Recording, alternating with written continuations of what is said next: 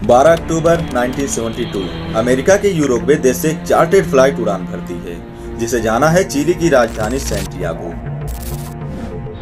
इस प्लेन में कुल 45 पैसेंजर्स मौजूद हैं, जिसमें कुछ रग्बी टीम के प्लेयर्स और उनके घर वाले भी शामिल हैं। उड़ान भरने के कुछ देर बाद तक तो सब कुछ बिल्कुल ठीक चल रहा था, लेकिन थोड़ी देर बाद ये विमान पहुंचता है एंडीज माउंटेन रेंज में। दरअसल एंडीज माउंटेन रेंज दुनिया की सबसे बड़ी पर्वत श्रृंखला है जो 7 देशों को जोड़ती है।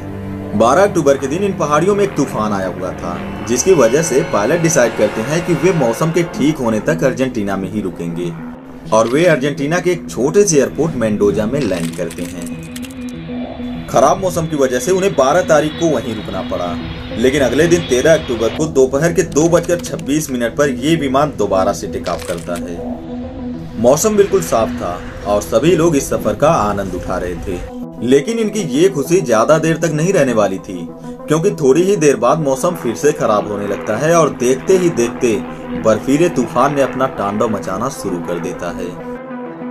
तूफान की वजह से पायलट को कुछ दिखाई नहीं दे रहा था और ना ही कोई सिग्नल मिल रहा था, जिसके बाद पायलट अपनी घड़ी को देखते हैं और उन्हें लगता है कि वो अब तक चिली पहुंच गए होंगे और अब उन्हें एटीसी को इन्फॉर्म करना चाहिए, क्योंकि कोई भी विमान जब एयरपोर्ट के करीब पहुंचता है तो उसे क्लियर रनवे के लिए एटीसी को इन्फॉर्म करना पड़ता है।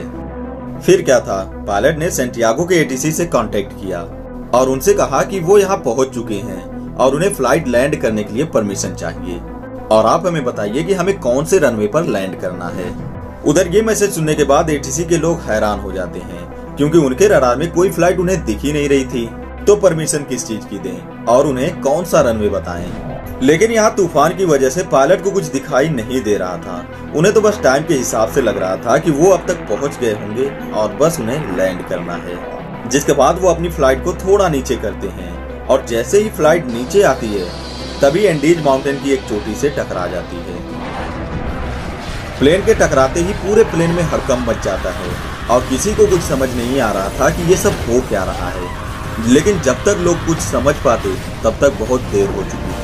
फ्लाइट का पिछला हिस्सा जो टकराया था वो अचानक से टूट जाता है और उस फ्लाइट के पिछले हिस्से में बैठे 2 क्रू मेंबर्स और 3 पैसेंजर्स उस टूटे हुए हिस्से के साथ ही नीचे गिर जाते हैं।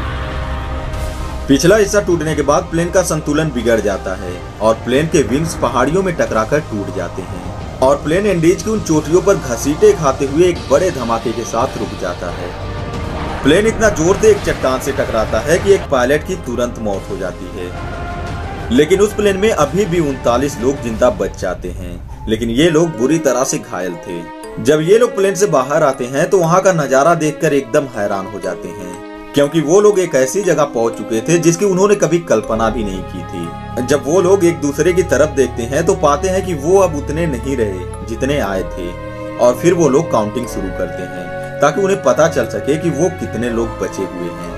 और काउंट करने के बाद पता चलता है कि 11 लोगों की तो मौत हो चुकी है। तभी उन्हें कॉकपिट से को पायलट के चिल्लाने की आवाज सुनाई देती है, जो कि बाहर निकलने के लिए उनसे हेल्प मांग रहा था, क्योंकि वो उस कॉकपिट में बुरी तरह से फंसा हुआ था। ये लोग उसे निकालने की कोशिश करते हैं, लेकिन इनकी ये कोशिश नाकाम साबित होती है और को पायलट को समझ में आ जाता है कि अब वो नहीं बच सकता। तो वो उन प्लेयरों से उसकी गन ढूंढने को कहता है, क्योंकि वो एक एयरफोर्स का पायलट था तो उनके पास एक गन हमेशा होती ही है जो इमरजेंसी में उनके काम आती है। प्लेयर्स के पूछने पर कि वो उस गन को क्या करेगा तो वो कहता है कि अब वो बचेगा नहीं और इस दर्द को बर्दाश्त करने की उसके पास अब क्षमता नहीं है, इसलिए वो पिस्तौल ढूंढो और मुझे शूट कर दो। प्लेयर्स शॉक्ड हो जाते हैं और वो उससे इंतजार करने को कहते हैं, लेकिन वो उनसे ऐसा करने के लिए रिक्वेस्ट करता है और थोड़ी देर बाद पिस्तौल उसे दे दी जाती है और वो खुद को गोली मार लेता है।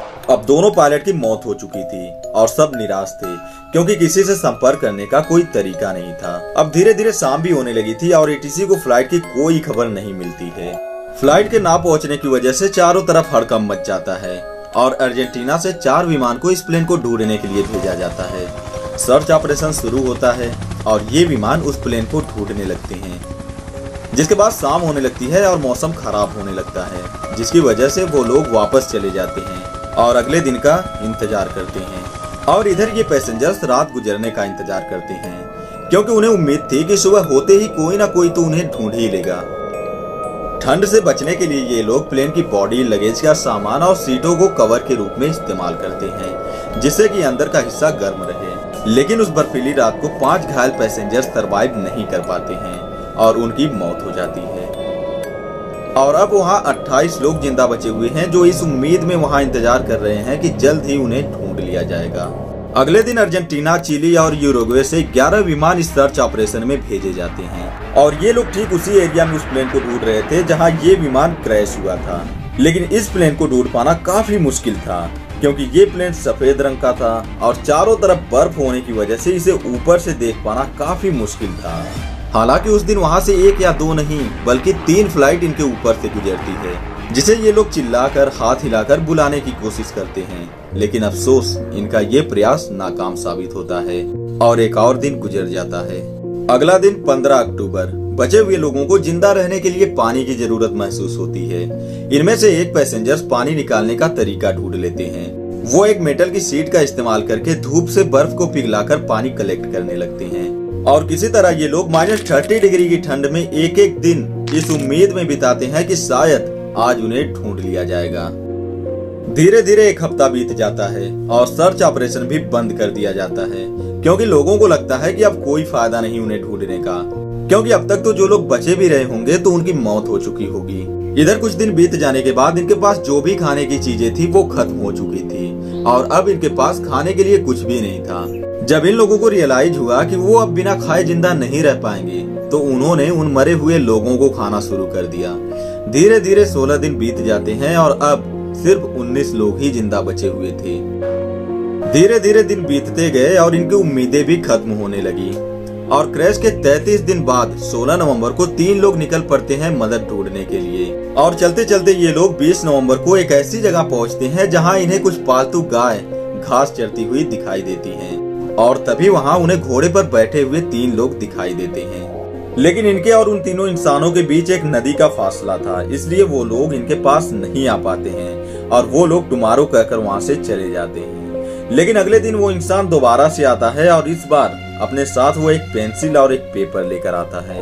वो इस पेपर और पेंसिल को एक पत्थर से बांधकर इनकी तरफ फेंकता है और ये लोग उस पेपर पर लिखते हैं कि हम एक ऐसे विमान से आए हैं जो पहाड़ों में क्रैश हो गया है। हम 10 दिन से पैदल चल रहे हैं और हमारे घायल साथी पहाड़ों में फंसे हुए हैं और हमें मदद की जरूरत है। इस मैसेज को घुड़सवार व्यक्ति रिसीव करता है और वो 10 घंटे तक लगातार अपने घोड़े को दौड़ाते हुए एक छोटे से गांव में पहुंचता है और वहां के आर्मी को ये खबर बताता है। वहां के आर्मी सेंटियागो के आर्मी के हेडक्वार्टर को कांटेक्ट करते हैं और चिली देश से 3 हेलीकॉप्टर इन्हें रेस्क्यू करने के लिए भेजे जाते हैं और फाइनली 70 दिन बाद 22 दिसंबर को इन्हें रेस्क्यू किया जाता है और उस वक्त सिर्फ 16 लोग ही जिंदा बच पाए थे।